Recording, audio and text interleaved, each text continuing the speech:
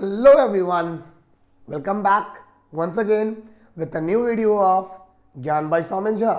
मैं आपका दोस्त एंड मेंटोर सौमेन झा स्वागत करता हूं आपका इस एनसीईआरटी सीरीज में। बच्चों, जैसा कि एनसीईआरटी क्लास 6 to 12 की बात थी and already NCERT based videos आनी स्टार्ट भी हो गई हैं। आप प्लेलिस्ट को चेक कर सकते हो चैनल की, वहाँ पे आपको क्लास 6, 7, 8, 9, 10 की अभी प्लेलिस्ट मिल जाएगी और जो भी वीडियोस उसमें अपलोड हो चुके हैं चैप्टर्स के रिलेटेड, उसका फुल कंप्लीट डिटेल्स वहाँ आपको मिल जाएगा। तो आप वहाँ से देख सकते हो और जो सीखना हो वो सब सीख सकते हो, है ना। जुड़े रहो।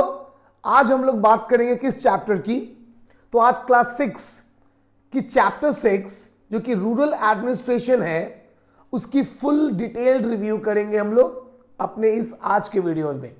जुड़े रहिए और देखते रहिए ऐसी सारी इंफॉर्मेटिव वीडियोस के लिए ज्ञान बाय सौमेन झा। कंटिन्यू और वीडियो पूरा देखना, बहुत कुछ फैक्टफुल सीखने वाले हो आज। ठीक है, चलो शुरू करते हैं आज की वीडियो बिना टाइम वेस्ट किए हुए। वीडियो अच्छा लगे और समझ में आए चीज़ें, प्लीज़ लाइक करना, लाइक बटन को प्रेस करना, वीडियो को अपने फ्रेंड्स के साथ, अपने रिलेटिव्स के साथ शेयर करना और चैनल को सब्सक्राइब करना बिल्कुल मत भूलना। 1000 का मार्क हमें जल्दी पूरा करना है। 1000 पे पहुंच जाएंगे फिर लाइव आ पाएंगे और ये आप ही पहुंचाएंगे, है ना। चलिए, बातें कम काम ज़्यादा करते हैं। तो हम लोग आ चुके हैं चैप्टर के इंटरफेस पे। जब आप बुक ओपन करते हो तो आपको सेम ऐसा ही एक इंटरफेस दिखेगा।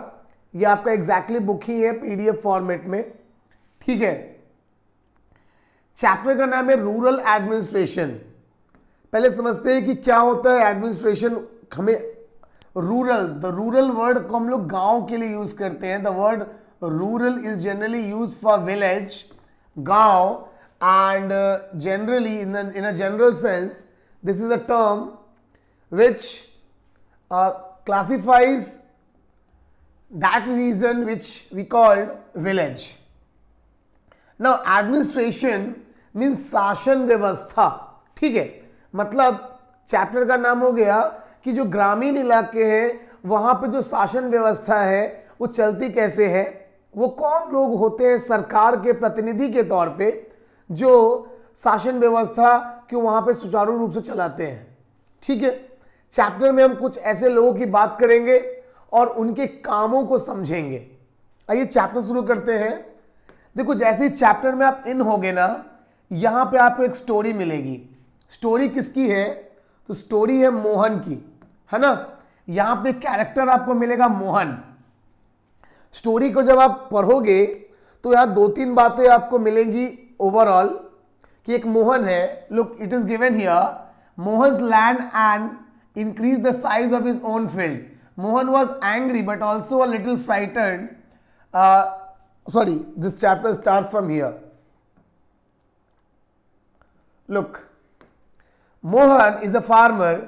His family owns a small agricultural field which they have been farming for many years. Now, next to his field is Raghu's field. Now, अब बड़ा बेसिक सा कॉन्सेप्ट है। एक कैरेक्टर है जिसका नाम है मोहन, ठीक है, और दूसरा कैरेक्टर इसका नाम है रघु। दोनों के खेत अगल बगल में यानी कि आजू बाजू में है। आप कह सकते हो इस तरीके से ये मोहन का प्लॉट होगा तो इससे लगा हुआ ये रघु का प्लॉट होगा। नाउ, कहानी का मुख्य सार ये है कि जो मोहन है ये एक गरीब किसान है, एक छोटे परिवार से आता है। रघु जो होगा आगे आपको मिल जाएगा कहानी में कि he belongs to a well settled high class family, ठीक है। इनके जो रिलेटिव्स होंगे स्टोरी के अंदर आपको मिलेगा कि they also belongs to the administrative works, like sarpanch, mukhiya के पोस्ट पे वो लोग आपको दिख जाएंगे एक स्टोरी के अंदर। तो देखो आगे क्या लिखा हुआ है कि one morning Mohan noticed that Raghu had shifted the bund. देखो एक वर्ड है यहाँ पे बुंड, है ना, ये BUND बुंड। क्या होता है ये बुंड? देखो, किसी भी लैंड की एक मार्जिन होती है। ये मार्जिन है। अगर मैं सिंपल सेंस में बोलूं मार्जिन का मतलब, तो जैसे मान लो ये प्लॉट हो गई, ये प्लॉट है मोहन का, ये प्लॉट है रघु का। तो ये जो आप रीजन बोल रहे हो ना, ये जो रीजन आप देख रहे हो, इसको बोलते हैं हम लोग क्या, बुंड बोलते हैं इसको। ठीक है, मार्जिन लैंड जो है दोनों के बीच की बाउंड्री। ठीक है, सिंपल भाषा में। तो मोहन ने ये नोटिस किया कि जो रघु है ये स्लाइटली क्या कर रहा है, थोड़ा थोड़ा करके अपने इस बुंड को इंक्रीज कर रहा है, यानी कि आप मोहन का एरिया कैप्चर कर रहा है इस तरीके से। ठीक है, अपने लैंड को बढ़ा रहा है। आगे क्या होता है कि he had managed, by doing so he had managed to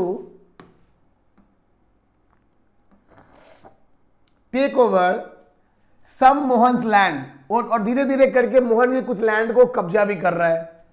Mohan was angry but on the same time he was frightened. क्यों भैया वो डरा हुआ क्यों था? रघु's family own many field and beside his uncle was also the sarpanch. जैसा कि मैंने कहा कि एक रघु अच्छे फैमिली से है, पैसे वाले फैमिली से, साथ ही साथ उसके अंकल भी सरपंच की पोस्ट पे है, तो वो डरा।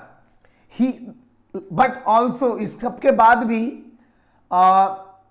ही plugged up courage and went to रघु's हाउस, यानी कि हिम्मत जुटाया और जुटा करके रघु के घर पे पहुंच गया। ठीक है, कौन? Mohan. A heated argument followed. Raghu's refused to accept that he had moved a bund. He called one of his helpers and they began shouting at Mohan and beating him up. क्या समझ में आया कि Mohan just went to Raghu's house. दोनों, मोहन रघु के घर पहुंचा। घर पहुंचने के बाद दोनों के बीच में एक गर्मा गर्मी होती है, यानी कि एक तू मैं होती है। और इतने में रघु क्या करता है, वो अपने यहाँ पे काम करने वाले एक आप कैन से मजदूर या लेबर को बुला लेता है और उसके हाथों मोहन को पिटवा देता है। मतलब आप समझो कुल मिला के साउथ की मूवी चल रही है, जहां रघु जो है वो पैसा वाला विलन है और मोहन जो है वो बेचारा सहमा हुआ सा, या कह सकते हो कि गरीब सा। अभी तक तो मूवी इस सीन का हीरो मोहन ही है, तो मोहन है। ठीक है, चलिए आगे देखते हैं सीन में क्या होता है। The neighbours heard that commotion and rush to the spot, यानी कि इस कोलाहल को सुन के, यहां पे एक वर्ड है ना कॉमोटोन, इसको मतलब होता है कोलाहल, यानी कि शोर शराबा। इसको सुना और वो दौड़ा किसके पास? मोहन को बचाने के लिए और इस तरीके से उनको अलग अलग करने के लिए। ठीक है, ही वॉज बैडली हर्ट, पिट चुका था। He was given his first aid by one of his neighbor. His friend suggested that they has to go for a local police station. अब बात को समझो कि लोकल पुलिस स्टेशन क्या होता है, थोड़ा इसको समझने की जरूरत है हमें अच्छे से।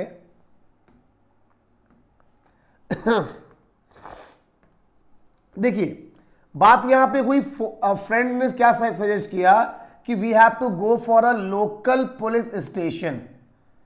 ध्यान से समझने की बात यह है कि कोई भी गांव, यानी कि if I am talking about any village, मान लो एक गांव है जिसका नाम है विलासपुर, तो विलासपुर अगर ये कोई विलेज है तो ये विलेज विलासपुर जिस भी जोन में आता होगा, यानी कि इस विलासपुर जो गांव है ना, ये बिलासपुर गांव किसी न किसी पुलिस स्टेशन के कंट्रोल में आता होगा। तो सपोज तो ये गांव बिलासपुर जिस भी पुलिस स्टेशन के कंट्रोल में आएगा, हम ये कहेंगे कि वो पुलिस स्टेशन एक लोकल पुलिस स्टेशन हो जाएगा, या यूं कहूं कि एक छोटा पुलिस स्टेशन हो जाएगा नियर बाय इस विलेज के, है ना। और इस विलेज से जुड़ी हुई सारी केसेस इसी पुलिस स्टेशन के कंट्रोल में आएंगी। होप आप समझ रहे होंगे मेरे बोलने का मतलब एग्जैक्टली किस तरीके से लोकल पुलिस स्टेशन, हर जगह पे एक लोकल पुलिस स्टेशन होता है। मेरा गांव प्रतापपुर भी करजा पुलिस थाना के क्षेत्र में आता है। तो इस तरीके से हर एक नियर बाई प्लेस पे, हाँ, जो ओवरऑल विलेज है या टाउन है उससे 5 किलोमीटर मैक्सिमम 10 किलोमीटर के रेंज में कोई ना कोई पुलिस स्टेशन होगा for the security purpose, for this kind of case, and that will be called a local police station. ठीक है, होप आपका ये बातें क्लियर हो गई होगी आपको। तो भैया मोहन के फ्रेंड ने सजेस्ट किया कि चलो पुलिस स्टेशन चलते हैं। देखिए आगे क्या होता है, आइए चेक करते हैं। स्टोरी मजेदार है, आपको बहुत कुछ सीखने को मिलने वाला है अभी ना। क्या होता है कि his friends who also ran a village post office suggested to go to the local police station and file a report. Others were doubtful if there was a good idea because they felt they would waste a lot of money and nothing would come out. अब देखो यहां पे रघु के दोस्त ने, जो post office चलाता है, उसने सजेस्ट किया कि भैया पुलिस स्टेशन चलो, लेकिन गांव के कुछ लोग ये भी हैं जैसे वो कह रहे हैं कि वहां जाना वेस्ट ऑफ मनी होगा, वेस्ट ऑफ टाइम होगा. ऐसा क्यों हो रहा है बच्चों? तो दिमाग में रखो, क्योंकि रघु एक बहुत अमीर घराने से आता था, रघु के चाचा सरपंच थे, तो कुछ लोगों के, गांव वालों के दिमाग में ये चल रहा है कि अपनी पावर, अपनी मनी पावर, मसल पावर और अपनी पोस्ट पोजीशन की वजह से जो पुलिस वाले हैं वो शायद मोहन की बात को सुनेंगे ही नहीं, वो रघु को फेवर करेंगे. ठीक है, और ये एक डर है हमेशा, हर जगह पे ऐसा होता है कि जो लोग रईस होते हैं, अमीर होते हैं, उनका एक दबदबा होता है सोसाइटी में, है ना, एक पोजीशन होता है. And this is the only thing which that is making confusion, like creating a kind of confusion in the mind of Mohan, that should I go or I not, like in this kind of situation now Mohan is. ठीक है, आगे बढ़ते हैं. After much discussion it was decided that Mohan will go. like Mohan ने तय कर लिया कि भैया मैं तो पुलिस स्टेशन जाऊंगा और जाकर रिपोर्ट भी करूंगा. चलिए देखते हैं आगे के सीन में. We will go for the next page. क्या होगा देखें. Area of the police station. Now look, this is exactly the Mohan, यही है मोहन, है ना, and this is the policeman. Mohan reach to police station to this policeman. आइए बात करते हैं क्या हो रहा है. Area of the police station. On the way to the police station, one of the neighbor asked, why don't we spend some more money and go to the main police station to the town. देखो जैसे कि मैंने बोला कि यहां पे local level पे, जैसे कि मैंने बोला ना कि लोकल लेवल पे क्या होता है बच्चों, एक होता है हेड पुलिस स्टेशन, ध्यान देना, एक होता है हमारा head police station, head police station. ठीक है, जहां पे आप मान के चलो, अगर ये मैं डिस्ट्रिक्ट लेवल की बात करूंगा तो डिस्ट्रिक्ट लेवल पे यहां ये वो ऑफिस होगा जहां पे एसपी या एसएसपी, ठीक है, बैठेंगे. That will be a place called head police station. इसके नीचे जो आएगा ना, हेड पुलिस स्टेशन के नीचे, वो होगा कौन सा police station, that will be called you can say where one SHO used to be there. ठीक है, मतलब ये वो जगह होते हैं, ये उस टाइप के पुलिस स्टेशन होते हैं जहां पे आपको इंस्पेक्टर रैंक, है ना, इंस्पेक्टर रैंक के, जिनके पास 3 स्टार होते हैं कंधे पे, 3 स्टार इंस्पेक्टर रैंक के आपको ऑफिसर मिल जाएंगे. ये वो कैटेगरी के पुलिस स्टेशन है. इनसे भी नीचे एक पुलिस स्टेशन होता है जो कि एकदम लोकल लेवल पे होता है. यहां पे क्या होगा, यहां पे दारोगा यानी कि 2 स्टार एंड 1 स्टार पुलिसमैन ही आपको मिलेंगे. Like SI, they are called SI, sub inspector और द एएसआई. ठीक है, तो इस लेवल का पुलिस स्टेशन है ये लोकल पुलिस स्टेशन, जहां पे अभी बैठा हुआ है मोहन, यहां मोहन जाने की बात कर रहा है. स्टोरी में आगे आपको क्या मिलेगा, स्टोरी में अभी आपको देखने को मिलेगा कि Mohan was refused. Mohan just refuse. Mohan में भी बोलेगा कि because Mohan somehow he know the law, so he said कि we have to go through the queue. हमें धीरे धीरे स्टेप बाय स्टेप ऊपर जाना चाहिए, डायरेक्ट जंप नहीं करनी चाहिए. पहले हमारे लोकल लेवल पे जो है हमें उन्हें अपनी सारी प्रॉब्लम बतानी चाहिए. ठीक है, so look, this is also given here. It is not a question of money. We can register the case only in this police station because our village comes in its area of work. I explained Mohan. जैसे कि मैंने कहा कि बात पैसे की नहीं है, बात है कि कि कौन किस एरिया रेंज में आता है, ठीक है। Every police station, now Mohan is explaining, has an area, हर पुलिस स्टेशन का एक एरिया होता है, and that comes under its control. All persons in that area can report cases और inform the police about any theft of that police station only. तो इस तरीके से Mohan is try to explain that man कि हमें कैसे law को follow करते हुए उसी पुलिस स्टेशन में रिपोर्ट करनी चाहिए जो हमारे एरिया में हो। अब आप बच्चों देख सकते हो यहां तक की स्टोरी पे बेस्ड कुछ क्वेश्चंस आपको यहां दिए गए हैं। इन क्वेश्चंस को करना है आपको। क्वेश्चंस लोग जो क्वेश्चंस बुक के बीच में दिए हो, that questions are also very important. Reason क्या है कि वो क्वेश्चंस कहीं ना कहीं आपको चैप्टर के अंदर की ब्रीफिंग में हेल्प करते हैं। इफ यू विल अंडरस्टैंड और if you acknowledge the questions, those questions which are in that middle part of that chapter, ठीक है। Look, if there is a theft in your house, which police station would you go? Your simple answer will be local police station. Similarly, अगर मान लो question ये है कि what was the dispute between Mohan and Raghu, आपको पता है ना, it is a land dispute, ठीक है, लैंड डिस्प्यूट था, बहुत बढ़िया। अब देखो आगे का question, why was Mohan worried about picking a quarrel with Raghu, Mohan क्यों डर रहा था रघु के साथ लड़ाई पीट करने को या फिर झगड़े में आने के लिए।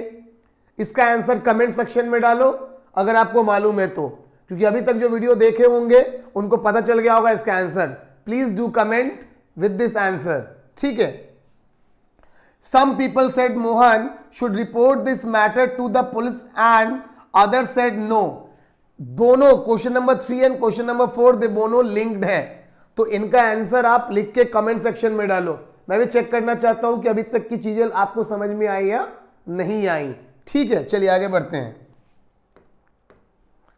Next, the work at the police station. Now बात करेंगे कि the work at the police station. When they reached the police station, Mohan went to the person in charge, station house officer called SHO. आइए बात करते हैं थोड़ा सा खुल के इनके बारे में, इनके काम के बारे में। देखो, जब भी आप पुलिस स्टेशन जाते हो ना, दिमाग में रख लो कि जब भी आप पुलिस स्टेशन जाते हो तो पुलिस स्टेशन में कुछ आपको लोग मिलते हैं based on their rank, based on their post. सबसे पहला होता है एसएचओ। एसएचओ कौन होगा बच्चों, दिमाग में रख लो, एसएचओ होगा, ही इज द हेड और यू कैन से इंस्पेक्टर, ठीक है, इंस्पेक्टर रैंक का ऑफिसर होगा। And how could you how you can identify, so with the star, कंधे पे 3 स्टार होंगे, 3 स्टार्स। आप समझ जाओ कि वो इंस्पेक्टर है, सबसे बड़ा ऑफिसर है एक पुलिस स्टेशन का, ठीक है। इनके नीचे जो होगा वो होगा सब इंस्पेक्टर, उसकी रैंक होगी उनकी sub inspector, and sub inspector will have the 2 star. Similarly इनके नीचे जो होगा he will be called ASI, and the overall full form is assistant sub inspector, ठीक है, inspector, and they have only 1 star, इनके पास एक ही स्टार होगा। जब इनसे आप नीचे आते हो तो you have a post of called havildar, ठीक है। कौन सा दार बाबू, दिमाग में रखना, हवलदार, है ना। सो दे आर कॉल्ड हवलदार, ठीक है। चलिए, सिपाही, हवलदार, ये रैंक्स आ जाते हैं अब। तो इस तरीके से एक डिवीजन है। अब जब आप कोई केस करने जाते हो ना, जब आप कोई केस बनाने या फिर कोई केस रजिस्टर्ड करने जाते हो तो आपकी इन्वेस्टिगेशन कैसे होती है वो प्रोसेस को थोड़ा समझ लो अच्छे से, है ना। जल्दी से देखते हैं।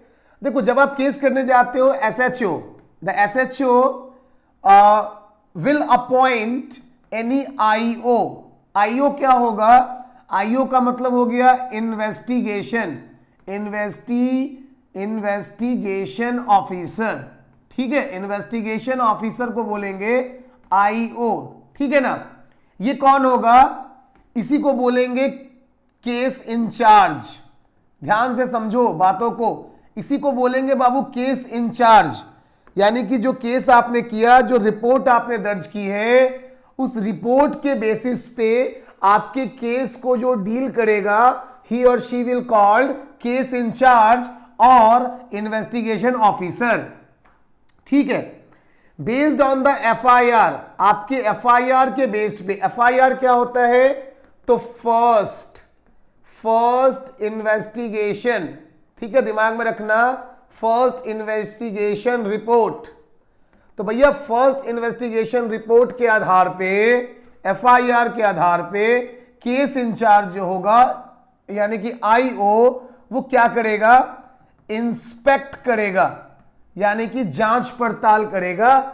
और जांच पड़ताल के बाद वो फाइनल क्या करेगा? एक रिपोर्ट बनाएगा। पता है इस रिपोर्ट को क्या बोलेंगे? इस रिपोर्ट को बोलेंगे चार्जशीट। क्या बोलेंगे बाबू? चार्जशीट बोलेंगे इसे। तो ये एक ओवरऑल प्रोसीजर है ना? यही एक ओवरऑल प्रोसीजर है जो जनरल सेंस में किसी भी पुलिस स्टेशन में लागू होता है। If it is a matter of theft, a crime और any kind of unjust, so that is what exactly a police used to do. चलिए अब आगे आ जाते हैं चैप्टर में। यहां तक आई होप आपको क्लियर हो गया होगा। एंड कुछ डाउट लग रहा हो तो प्लीज कमेंट कर देना, मैं उस डाउट को क्लियर अप कर दूंगा आपके आने वाले नेक्स्ट वीडियो में, है ना? चलो now the work of police station, मैंने आपको ओवरऑल वर्क समझा दिया। द एसएचओ रूडली बुल्स्ड अप, देखो जैसा डर था वही हुआ। स्टोरी में वापस आते हैं। एसएचओ जो है वो रूडली ब्रस्ड अप, यानी कि गुस्से से भड़क पड़ा, and saying that he could not be bothered to waste his time writing down more complaints and then investigating them. Like he was saying कि वो अपना समय बर्बाद नहीं करेगा ऐसी बेकार के कंप्लेंट्स को लॉन्च करके, यानी कि लिख करके अपना टाइम वेस्ट नहीं करेगा। Mohan was puzzled and did not know what to do. Mohan confuse था, उसे पता नहीं कि क्या करना है। He was not sure why His complaint was not begin recording, and overall बातें वहां वही निकल के आ रही हैं जिस बात का डर था लोगों को कि पुलिस वाला जो है, यानी कि यहाँ पे जो ऑफिसर है वो एसएचओ, वो कहीं ना कहीं रघु के पावर, उसके मनी से इन्फ्लुएंस्ड है। यानी कि यहाँ पे एक टाइप की आप कह सकते हो कि अपने पावर का misuse, policeman was doing a misuse of the power. ठीक है, आइए देखते हैं आगे क्या होता है। He went and called his neighbors into the office. कौन बुला रहा है? मोहन बुलाया। मोहन ने अपने सारे नेबर्स को वहां बुला लिया कि भाई आओ देखो ये हमारा कंप्लेन नहीं ले रहा। Mohan had been beaten up in front of them and had they not rescued him would have been injured. As a witness, Mohan was calling everyone कि भैया आप सबसे पूछिए कि अगर ये लोग नहीं आए होते तो वो बुरी तरीके से मुझे मारता और मुझे बहुत बुरी तरीके से क्या कर देता? इंजर्ड भी कर देता। Finally the officer agreed. He asked Mohan to write down his complain and also told the people that he would send a constable the next day to investigate. मतलब आप कह सकते हो कि when the mass protest happened, when Mohan and the neighbors of Mohan overall witnessed, just complained together. So because of the public movement, because of the force of people, police officer now get agreed, और इस तरीके से मोहन की file यानी case record हुई। तो ये overall एक स्टोरी था मोहन के बीच और रघु के बीच का गांव के रिगार्ड में। ये इसमें आपने समझा role of a policeman. Overall story बताने का एनसीईआरटी यानी कि सीबीएसई का सिंपल मोटो है आपको ये समझाना कि एक पुलिस वाले का काम क्या होता है और एक पुलिस वाला कैसे आपको हेल्प करता है इस टाइप के किसी भी अनजस्ट की कंडीशन में, जब आपके राइट्स का कोई वायलेशन कर रहा हो या जब आपको कोई टॉर्चर या आपको कोई डिस्टर्ब कर रहा हो.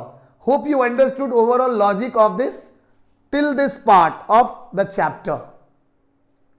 Now, moving to the next page, this page is about maintenance of land record.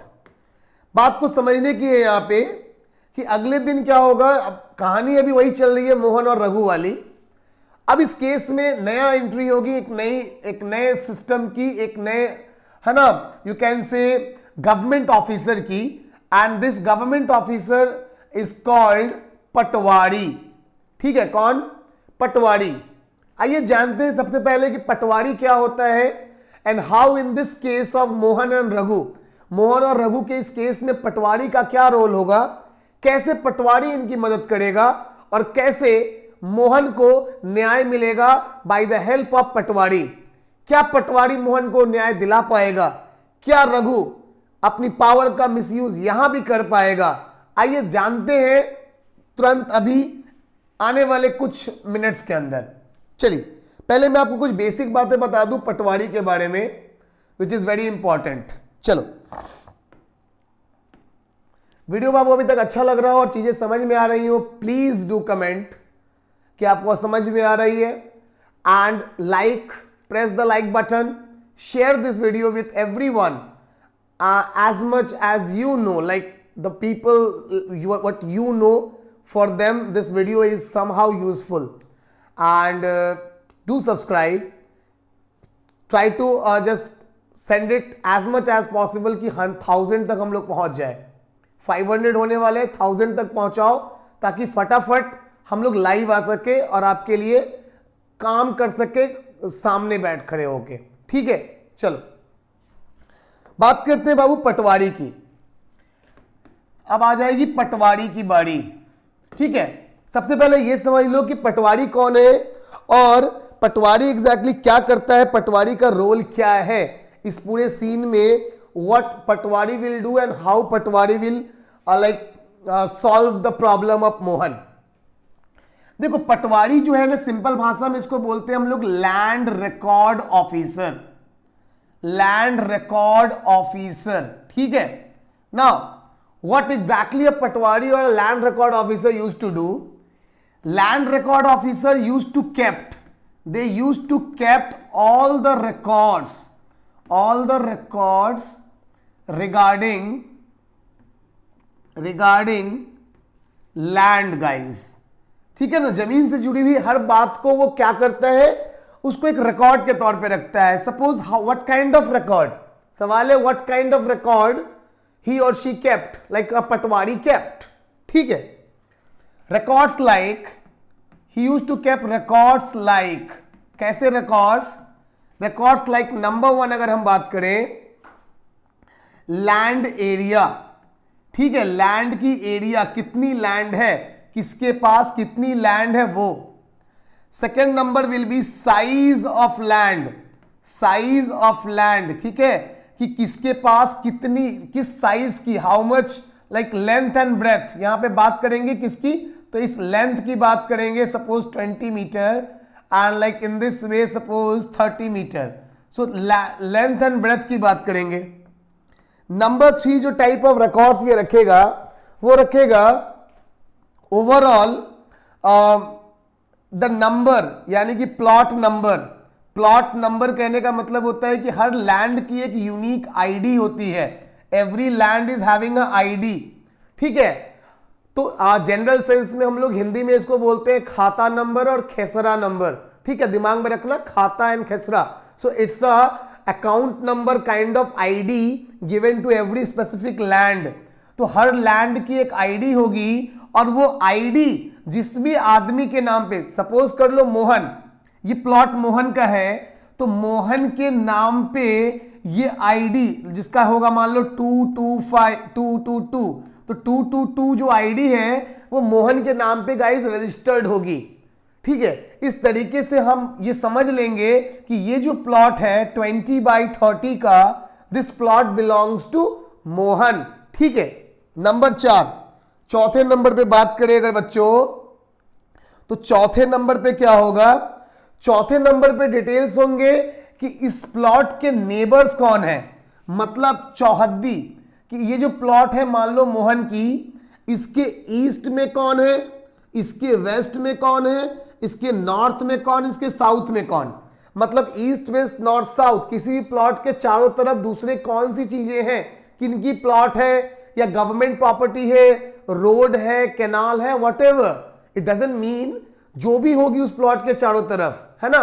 जैसे मेरे पीछे देखो एक ये स्क्रीन है, मेरे सामने मेरा कैमरा है, मेरे ऊपर एक लाइट जल रही है, मेरे नीचे एक फ्लोर है।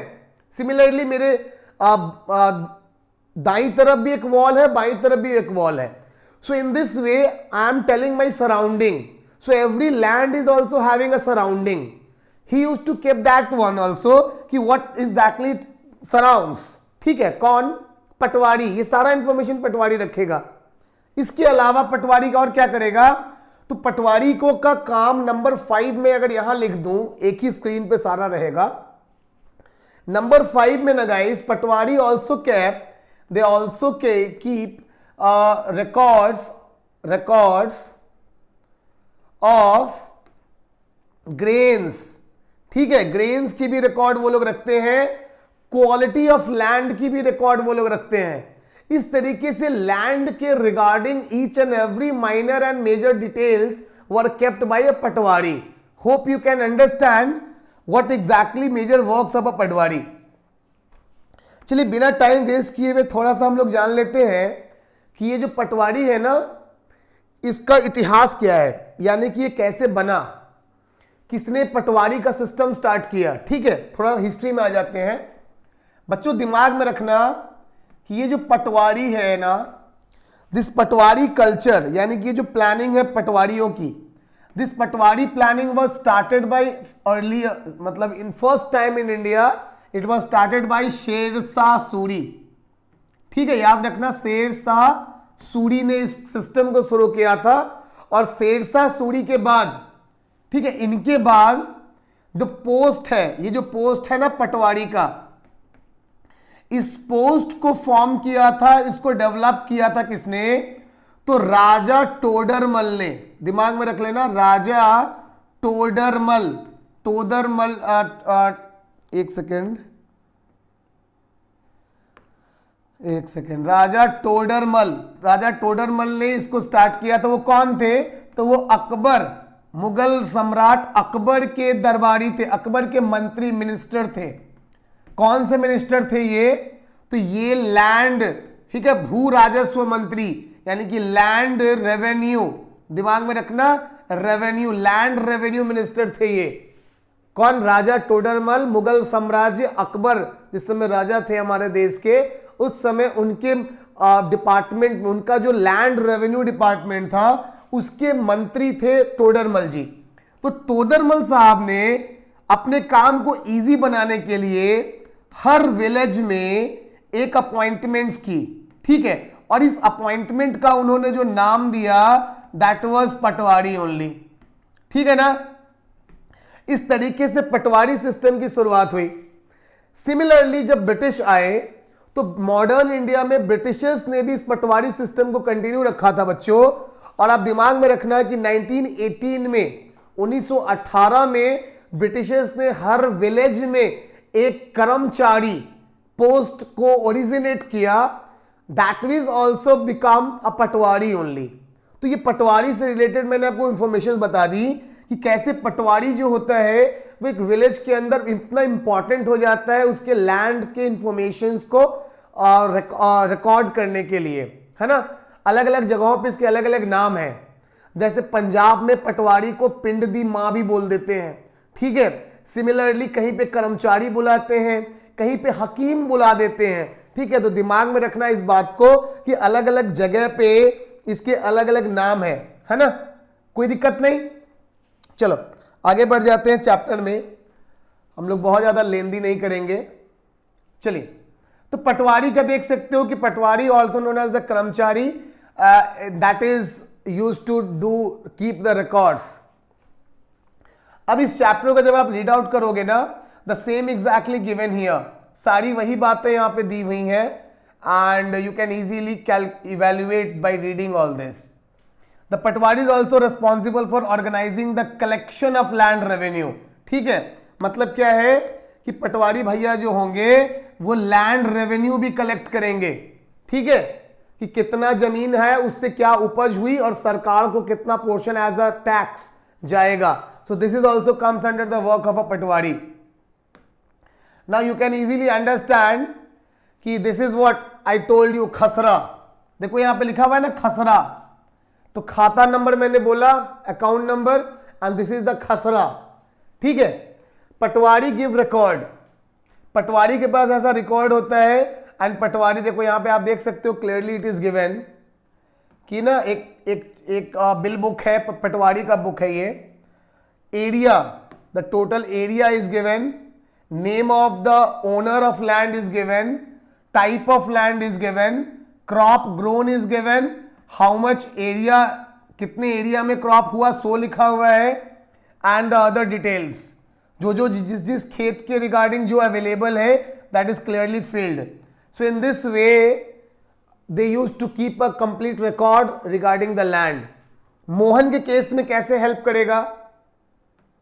आपसे अगर ये क्वेश्चन आ जाए अब कि how in the case of Mohan and Raghu Patwari will help, then your simplest answer will be in the case of Mohan and Raghu, Patwari will take out all the documents regarding Mohan and Raghu's field. The document which kept the measurement of the field, that also a Patwari surely have. So he used to take out and he will find out measurement. Based on that measurement, he will directly go to that plot, it means to that field, and do the measurement again. By measuring the land, he clearly find out that do Raghu acquired Mohan's land or not. Hope you understand guys that what exactly I mean to say. कि मोहन, रघु ने मोहन के land को कब्जा किया या नहीं किया, ये बात मोहन के लैंड को मेजर करते ही मालूम चल जाएगा और वो मेजरमेंट पटवारी के पास ऑलरेडी होगा। Sorry. So in this way it is very clear to understand the work of a patwari in the case of Mohan and Raghu. Hope you understood. Now we can move here. Now कुछ यहां पे और बातें बताई गई हैं, आइए थोड़ा जान लेते हैं फटाफट से।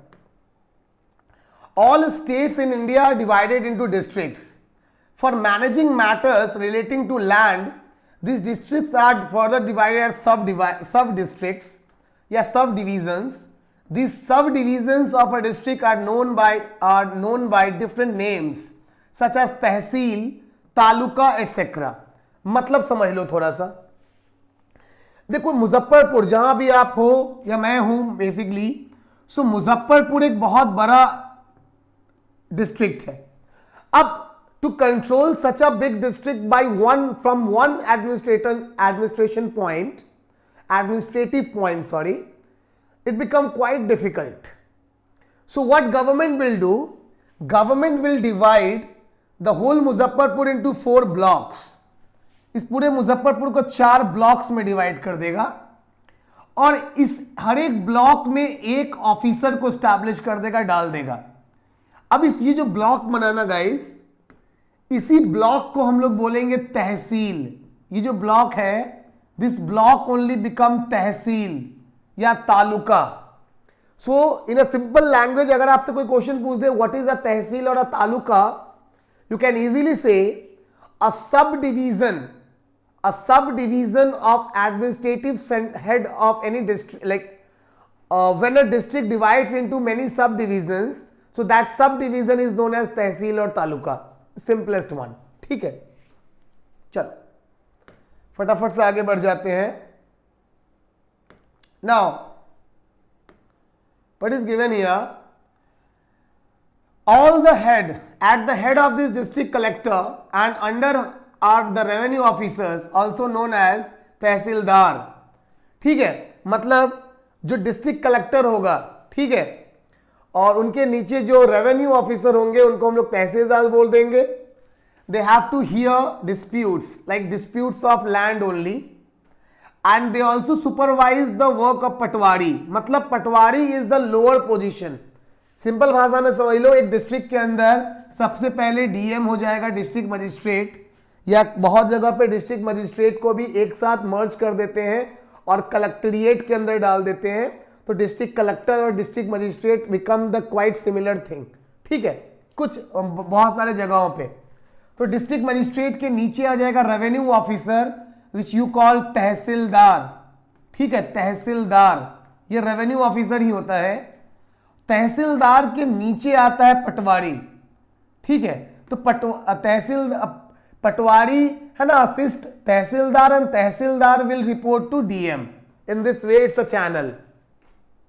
ठीक है, so they use to keep all the records and this records only help the tehsildar to find out the problems and then later the like all that. चलिए अब हम लास्टली बात करेंगे चैप्टर में a new law which is called Hindu Succession Amendment Act 2005. Guys, what is this?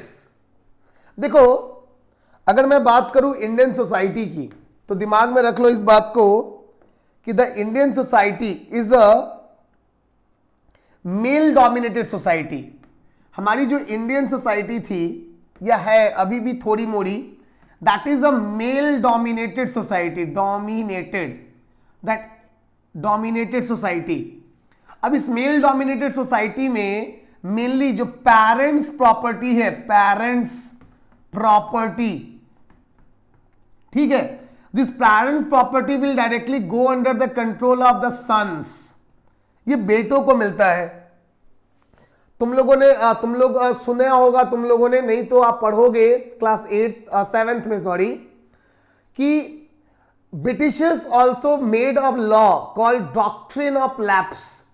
Doctrine of Lapse क्या था ये भी वही था कि अगर जिस राजा के पास उसका अपना बेटा नहीं होगा तो उसकी बेटी होने के बाद भी उसका जो किंगडम है, जो राज्य है, वो ब्रिटिश कंट्रोल में आ जाएगा. सो ब्रिटिशर्स का ये जो डॉक्ट्रिन ऑफ लैप्स था ना, this means that law was also inspired by the society and the culture of India.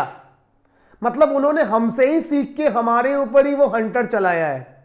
ठीक है, एक तरीके से शेमफुल बात है उस समय के लोगों के लिए कि how bad they used to think, and that was only used by the British to punish us, like used to do all that thing. चलो जाने दो. So parents property will go to sons. Now 2005 में आया हुआ या बना हुआ Hindu succession amendment act, ठीक है, हिंदू सक्सेशन अमेंडमेंट एक्ट जो है ये क्या कहता है कि नाउ फ्रॉम दिस, इस लॉ के बन जाने के बाद, the parents property will equally share, ठीक है ना, equally share among boy and girl. You can से son and daughter. If a man is having 2 sons and 2 daughters, then the property will divide at least minimum in 4.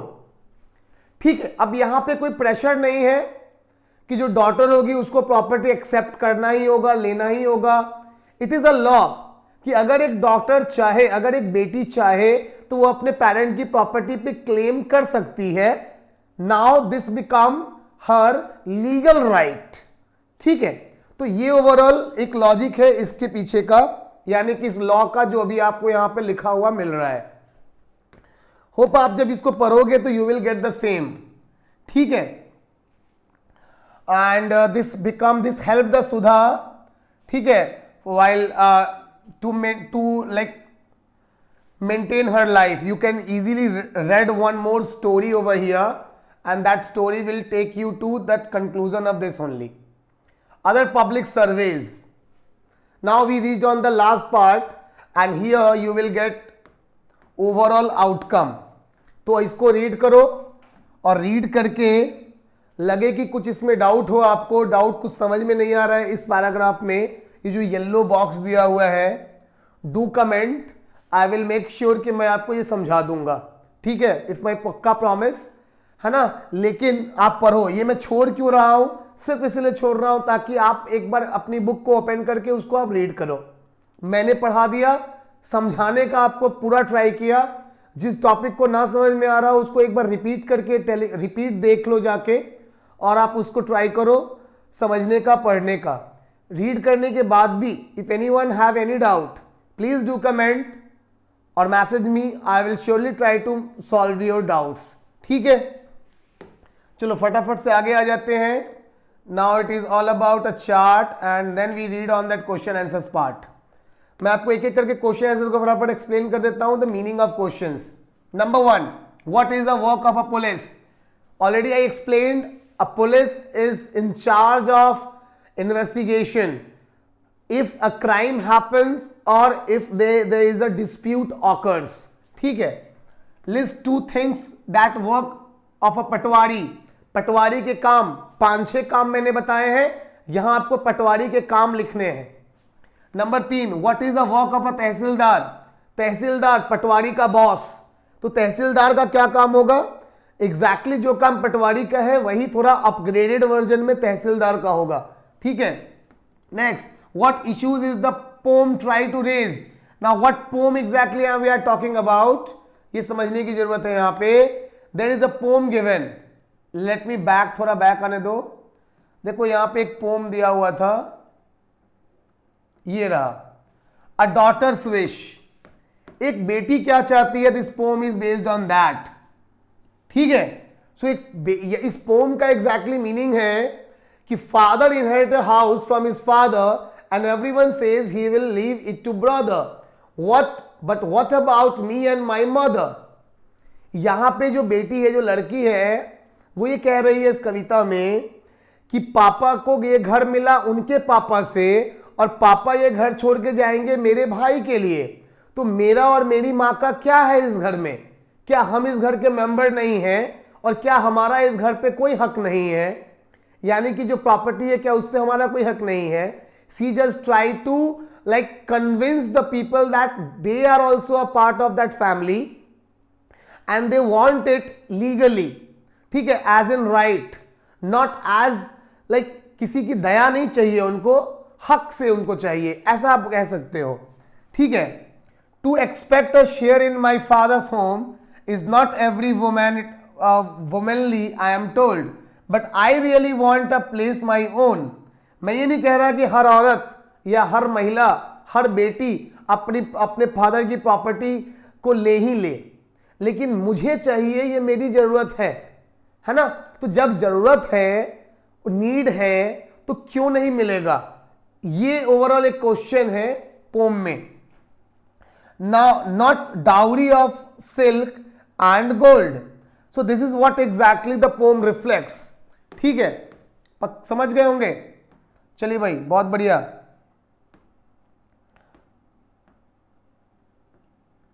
Yeah, moving to this next question. In what ways are the work of a panchayat and that you read about in the previous chapter and work of a Patwari related to each other? देखो, पंचायत क्या करती है, local level पे अपने सारे जो disputes है उसको दूर करती है. सिमिलरली पटवारी भी एक लोकल लेवल पे सारे डिस्प्यूट्स को दूर करता है by the help of the local man, headman, sarpanch, mukhiya, pradhan kind of people. ठीक है. Number 6, visit a police station and find out the work that police have to do. ये एक प्रैक्टिकल क्वेश्चन है जैसा आप कह सकते हो. सो if you visit any police station, that is far better. But if you are not able to visit, अपने parents से बात करो और उनसे समझो कि एक पुलिस वाला और कैसे काम करता है, ताकि आप प्रैक्टिकलिटी को समझ सको. Because your father, your grandfather, your mother, your grandmother will give you answer based on their experience. Experience matters. ठीक है, अनुभव ही काम करता है और अनुभव ही आपको हमें सिखाता है बहुत कुछ. Who is in charge of all the police stations in district. दिमाग में रखना SSP, और अगर SSP नहीं है तो SP, सुपरिटेंडेंट ऑफ पुलिस. इसको बोलेंगे सीनियर सुपरिटेंडेंट ऑफ पुलिस. ठीक है. How do women benefit under the new law. I told you now they are also here. We are talking about law 2005, Hindu Succession Amendment Act. Now they are like legally become higher here of all their parents' property. So now they can claim if they want share from the parents' property. So that is what. In your neighborhood, are there women who own property? How did they acquired it? ये एक basic question है, practical based. आप अपनी मम्मा से पूछो इसका answer, या अपनी ग्रैंड मदर से पूछो इसका आंसर कि अगर माँ के पास कोई प्रॉपर्टी है या फिर दादी माँ के पास कोई प्रॉपर्टी है, उनके नाम पे कैसे आई उनके पास वो प्रॉपर्टी. तो ये आंसर आप उनसे पूछो. They will give you a perfect answer and it will again based on their experience. You can easily understand and for ever it will with you, stay with you. Hope chapter आपको समझ में आया होगा. Chapter को आपने enjoy किया होगा. बहुत सारा नॉलेज आपने यहाँ से एक्वायर किया होगा. एंड अगर ये सब कुछ आपने किया एंड आपको सब कुछ अच्छा भी लगा, तो आपको पता है क्या करना है. You have to do like, share and subscribe for such lovely videos always. है ना. हमारे साथ जुड़े रहिए और देखते रहिए Gyan by Saumen Jha for such lovely videos again. Till then, be safe